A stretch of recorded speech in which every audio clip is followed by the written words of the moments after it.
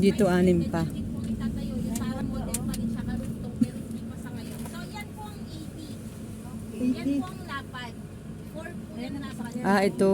So 80 po yan. Pero yung bahay po ay malaki. Hindi po yan Gelma unit. That is yung Sara unit.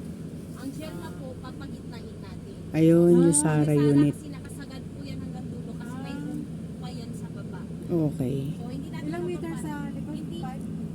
sa Gelma po yun sa dito po wala po kasi nakasagad. Nakasagad pa yun doon. Kasi ang itsura po niyan sa likod may laundry area, nakasagad yung so katabi ng sa laundry area sa labas. Pero kasya rin yung isang kotse doon, ma'am? Ah yes po. Yung ganyang kalaking kotse?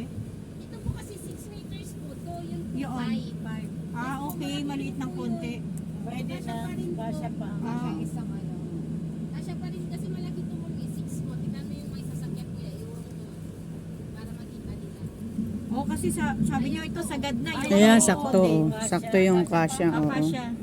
6 po yan.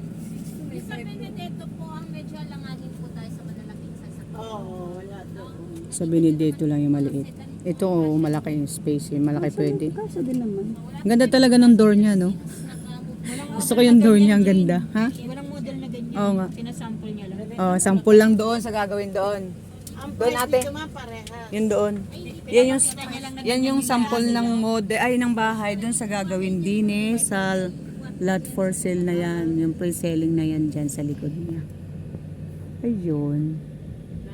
Ganito yung design or style ng bahay na gagawin doon. Wala na ditong, ano man?